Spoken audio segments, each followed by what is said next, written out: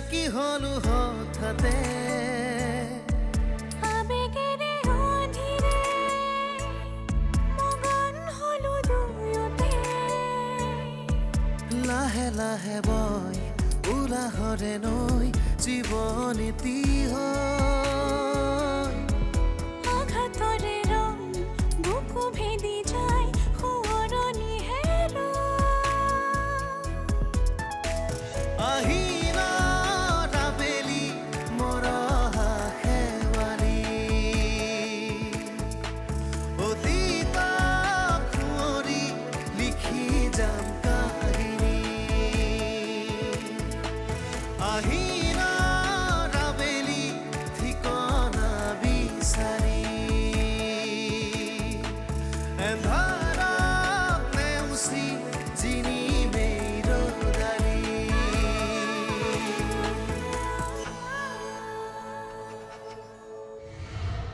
মোৰ ছোৱালীজনীৰ ভৱিষ্যতটো কি হ'ব পাৰে সেইবোৰ কথা পাতি থকাৰ মোৰ একেবাৰে ইচ্ছা নাই সকলো মই ভগৱানৰ ওপৰতে এৰি দিছোঁ তাৰ ৰাজনীতি কৰিব পৰা ব্যক্তিত্ব মই একোৱেই দেখা পোৱা নাই ব্যক্তিত্ব সময়ে গঢ় দিব ৰাজনীতিৰ লগত জড়িত হৈ থাকিলে বহু কথাই শিকিব পাৰিব আপুনি মোক এনেকৈ কথা নক'ব নহ'লে কিন্তু কথা বেয়া হৈ যাব ইলেকশ্যনলৈ আৰু বেছি দিন নাই যিমান টকা পইচা খাবলগীয়া আছে খাই লওক মই পাছত ভালকৈ হিচাপ লওঁ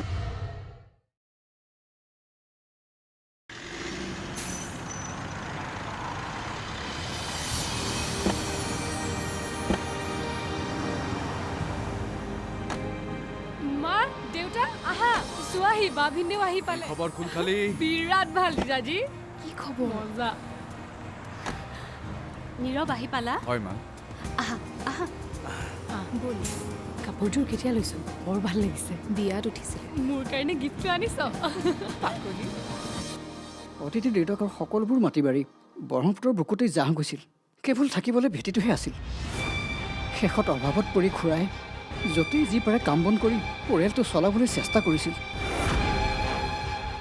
ইফালে ঘৰৰ কাষতে সেইটো আইবি আৰু আইবিটোলৈ যেতিয়া কোনোবা বিষয়ববীয়া আহিছিল আইবিটো চাফ চিকুণ কৰিবৰ কাৰণে চকীদাৰজনে প্ৰকাশ খৰাক মাতি পঠাইছিল আৰু সেই হিচাপে প্ৰকাশ খৰাই আইবিটো চাফ চিকুণ কৰি আছিল তাৰ বিনিময়ত দুপইচামান পাইছিলে আৰু তেনেকৈ ঠিকেই চলি আছিল এদিন হঠাৎ আইবিটোলৈ আলহী আহি ওলোৱাত প্ৰকাশ খৰা যাব নোৱাৰাত ডাঙৰ ছোৱালী অদিতিক আইবিটো চাফ চিকুণ কৰিবলৈ পঠাই দিছিল আৰু সেইদিনাই তাইৰ লগত সেই ঘটনাটো ঘটিছিল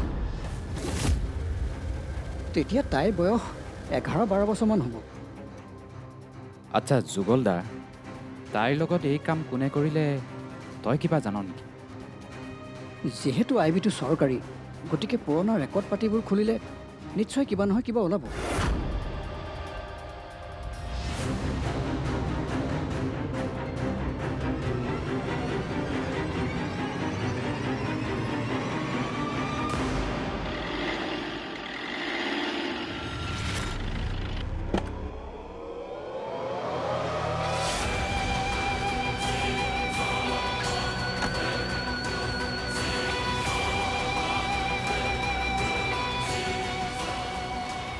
অফিচাৰ বাহ আপোনাৰ ল'ৰাক মাতক ৰাজক হয় সোনকালে মাতক প্লিজ কিন্তু যিমান সোনকালে মাতিব সিমানেই আমাৰ সকলোৰে সময় বাচিব কিন্তু মোৰ ল'ৰাক এনেকৈ বিচাৰিছে যে এনেকৈ বিচৰাৰ অৰ্থ মই আপোনাক অৰ্থ বুজাবলৈ অহা নাই মই আপোনাৰ ল'ৰাক ৱাৰ্ণ কৰিবলৈ আহিছোঁ ভদ্ৰতা কি বুজাই দিবলৈ আহিছোঁ প্লিজ কিন্তু মোৰ ল'ৰাই কি কৰিলে দেউতা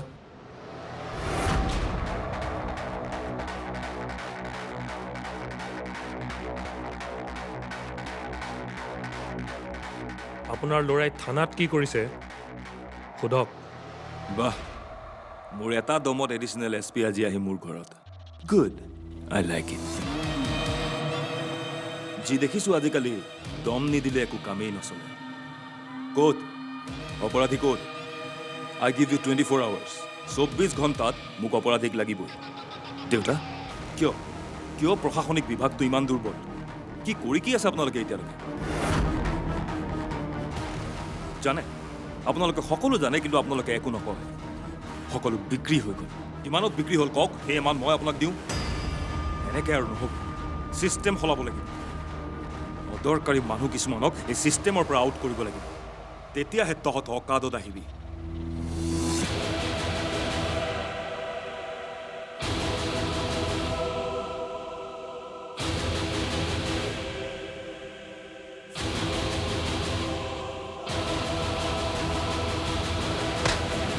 অফিচাৰ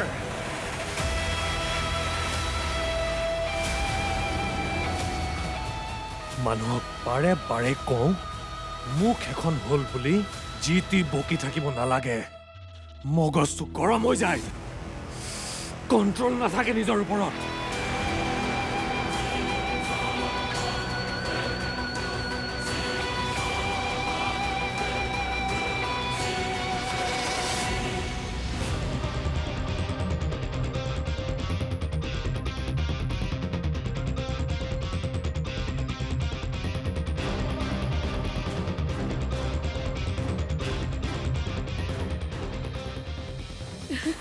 ভিনদেউ কেনেকুৱা লাগিছে কওক না ছুপাৰ কাপোৰযোৰ কোনে পচন্দ কৰিছিল আপুনি নে বায়ে অফক'ৰ্ছ মই কৰিছোঁ বাহ ভিনদেউ আপোনাৰ চইচ কিন্তু মানিব লাগিব থেংক ইউ মোৰ একমাত্ৰ খোলখালিৰ কাৰণে প্ৰথমবাৰ গিফ্ট আনিছোঁ যেতিয়া ভালটো হ'বই লাগিব নীৰৱ মা তুমি নহ'লে দেউতাৰ লগত গৈ ওচৰৰ মানুহখিনিক এপাক মাত লগাই আহাগৈ যোৱা তেওঁলোকেও ভাল পাব হয় এই যাওকচোন তেতিয়াহ'লে জিজাজি আপুনি কথা পাতি আহক তাৰপিছত মোৰ আপোনাৰ লগত বহুত কথা পাতিবলগীয়া আছে কৰ্চ পাতিবতো লাগিবই আহি আছোঁ অ'কে দেউতা ব'লা দেউতা ইয়াক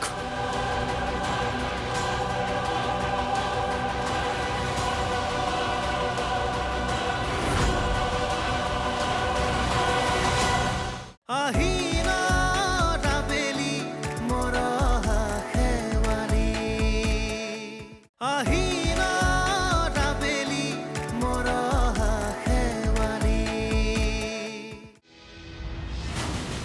আপুনি কি কৈছিল 24 ঘণ্টাৰ ভিতৰত অপৰাধীক ধৰি আনি আপোনাৰ হাতত গতাই দিব লাগে আপুনি কমিশনাৰ নে DIG just who the hell do you think you are আপুনি মোক অৰ্ডাৰ দিবলৈ আৰু কি কৈছিল চিষ্টেম সলাব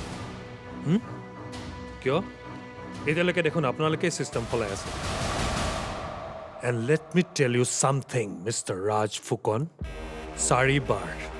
চাৰিবাৰ APSCত এপিয়াৰ হৈও মই আনকুৱালিফাইড হৈ ৰ'লো কাৰণ মোৰ বেক আপ নাছিল সেইকাৰণে এবাৰ UPSCত বহি IPS হৈ আহিছোঁ আপুনি মোক যোগ্যতাৰ কথা কয় আৰু অদৰকাৰী মানুহ কোন হা আপোনালোক নে আমি উচ্চতম ন্যায়ালয়ৰ ন্যায়াধীশৰ পৰা আৰম্ভ কৰি কৰ্পৰেট ছেক্টৰৰ মেনেজাৰলৈকে ডক্টৰ ইঞ্জিনিয়াৰৰ পৰা দৈনিক হাজিৰা কৰি খাটি খোৱা মানুহলৈকে যোগ্যতাৰ প্ৰয়োজন কেৱল ৰাজনীতি কৰিবলৈ কোনো যোগ্যতাৰ প্ৰয়োজন নাই তাৰমানে আপুনি কি ক'ব বিচাৰিছে মই অশিক্ষিত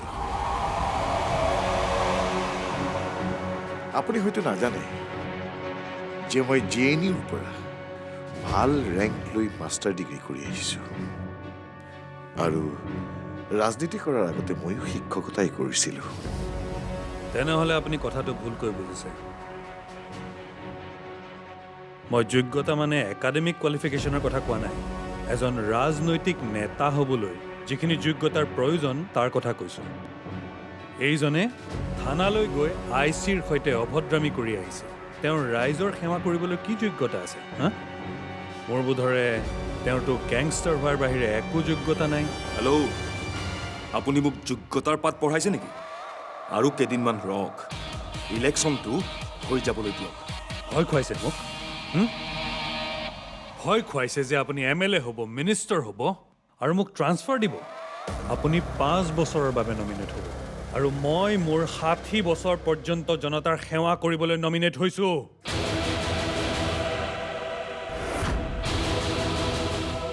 আপুনি 5 বছৰ শাসনলৈ আহি মোক যিমান ঘূৰাব মই মোৰ 60 বছৰ পৰ্যন্ত আপোনাক সিমানখিনিয়ে ঘূৰাম আপুনি কেৱল এটা পলিটিকেল পাৰ্টিৰ কথাহে কৈছে মই ভাৰতৰ সংবিধানৰ কথা কৈছোঁ।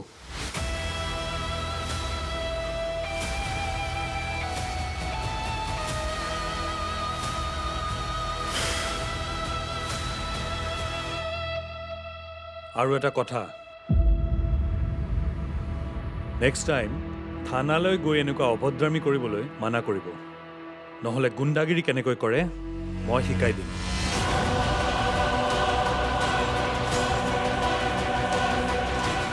দেউতা ইয়াক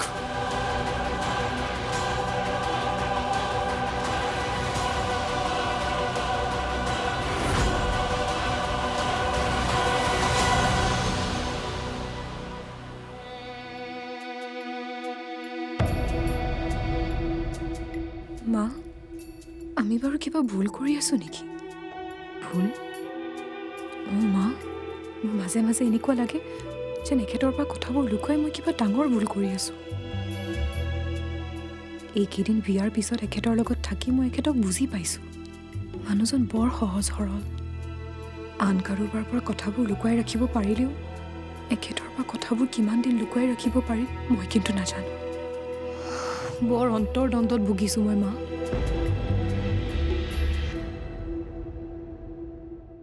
এতিয়াতো নিমাত হৈ থকাৰ বাহিৰে আন একো উপায়ো নাই। মোৰ ভয় লাগে মা। ৰাজদাই কথাবোৰ কৈ নিদিয়েতো এখেতক। সময় যোৱাৰ লগে লগে সকলোবোৰ ঠিক হৈ যাব মাজনী। এখেতৰ ঘৰখনেও মোৰ বৰ খেয়াল ৰাখে।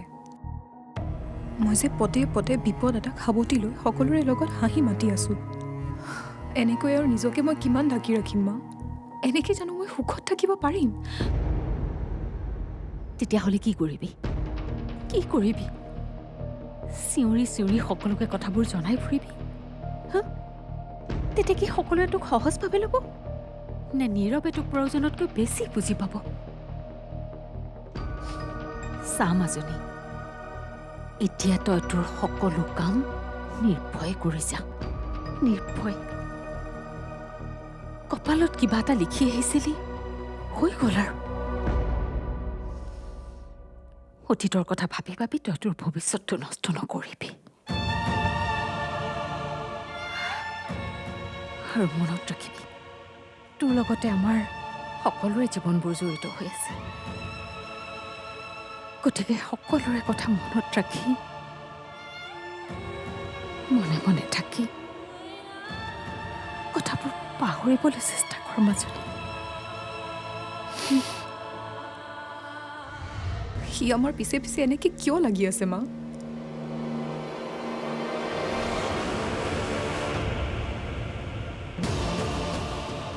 দিগন্ত সাংবাদিক, কালি মই লগ পোৱা সেই ল'ৰাজন নেকি? Ahinor Abeli moroha khewari Ahinor Abeli moroha khewari কিয় মনে মনে থাকিম আৰু কাৰ ভয়ত মনে মনে থাকিম? আজি দিনৰ পাছত দিন পাৰ হৈ গ'ল, কিন্তু তোমাৰ ঘটনাটোৰ একো উত্তৰেই নোলাল। আৰু আমি হাত সাৱটি বহি থাকিম? প্ৰথমতে তোমাৰ দেহত গুলি লাগোতে মিডিয়াত হুলস্থুল লাগি গৈছিল, কিন্তু এতিয়া ৱেৰ is media, ৱেৰ is police enquiry? কাৰো একো খবৰ নাই যে? মনে মনে থাক। এনেকুৱা মুখামি কৰিলে তই কেতিয়াও ইলেকশ্যনত নিজিক।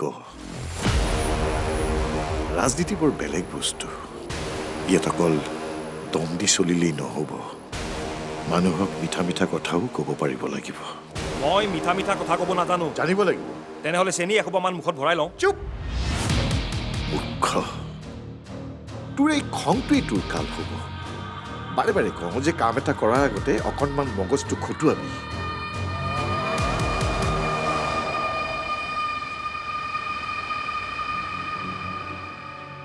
সন্ধিৰ বাহ বুদ্ধিৰে কাটিব লাগিব। তই থানালৈ যোৱাৰ আগতে মোক এবাৰ সুধিব লাগিছিল।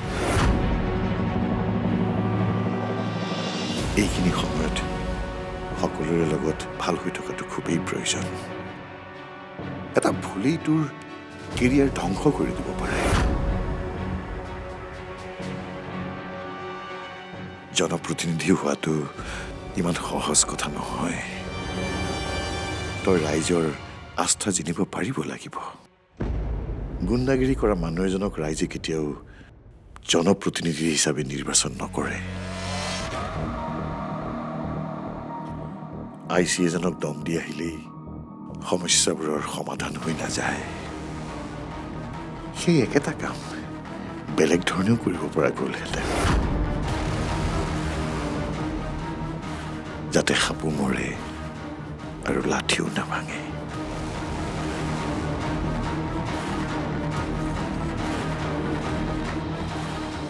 মইতো সেইটোৱে বুজি নাপাওঁ। মানুহবোৰ একেবাৰে সুখী হ'ব নাজানে, কেৱল টেনশ্যন কৰি কিয় থাকে? ঠিকেই, টেনশ্যন লৈ একো লাভ নাই। মুঠতে জীয়াই থকা অৱস্থালৈকে তোমাৰ দৰে লাইফটো এনজয় কৰিব লাগে। মোৰ মতেতো কাইলৈকে এৰি আজিৰটো বিন্দাছ জীয়াই যাব লাগে। পিছে টেনশ্যন বুলি ক'লা যে, টেনশ্যন কাৰ হ'ব আৰু? মা দেউতা আৰু বাৰ। বিয়াৰ আগতো টেনশ্যন, বিয়াৰ পাছতো কেৱল টেনশ্যন। আপুনি এবাৰ বাক কথাটো বুজাবচোন। অফক'ৰ্ছ, তুমি এনেকুৱা অৰ্ডাৰ দিছা আৰু মই নামানিম নে? মানিবই লাগিব। মোৰ মতে বিয়াৰ পাছত হাজবেণ্ডৰ লগত সকলো সুখ দুখ 50-50 কৰি ল'ব লাগে, তেতিয়াহে মনটো হালকা হ'ব। বাহ, তুমি কিন্তু বহুত কথা জানা দেই সুপ্ৰিয়া। আপুনি যদি এতিয়াও পাকঘৰলৈ যায়, মা আৰু বায়ে কিবা টেনশ্যনত কথা পাতি থকাই দেখিব।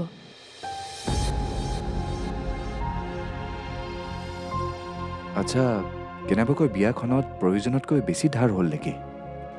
হ'ব পাৰে, মোকতো একোৱেই নকয়। এক মিনিট, তোমাৰ মায়ে বাৰ লগত কি কথা পাতি আছে মনে মনে শুনি আহোঁ ৰ'বা। তাৰপিছত তুমি আৰু মই মিলি এই টেনশ্যনবোৰ একেলগে ছল্ভ কৰি দিম। বঢ়িয়া হ'ব।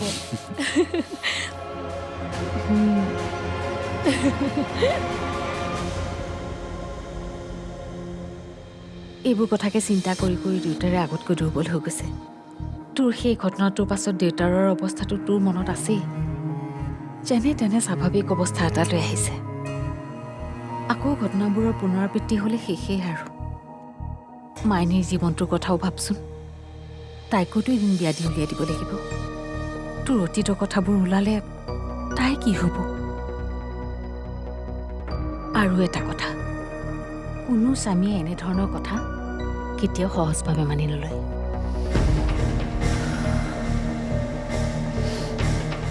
ঠিক আছে, মই বাৰু এখেতক একোৱেই নকওঁ, কিন্তু দিগন্ত আমাৰ ঘৰলৈ অহা যোৱা কৰিয়ে আছে। মোক সেইখন ঘৰৰ বোৱাৰী বুলিও সি জানে। সি যদি এখেতক লগ পাই সকলো কথা কৈ দিয়ে, তেতিয়া দিগন্ত বোলে আজিকালি সাংবাদিক হ'ল। সি আহি আমাৰ ঘৰো ওলাইছেহি নহয়। সি আমাৰ পিছে পিছে এনেকৈ কিয় লাগি আছে মা?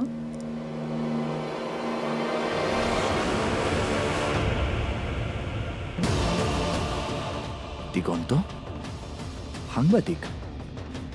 কালি মই লগ পোৱা সেই ল'ৰাজন নেকি? সেই ল'ৰাজনৰ লগত অদিতিৰ কি সম্পৰ্ক আছে? নিশ্চয় কিবা এটা ডাঙৰ ঘটনা আছে।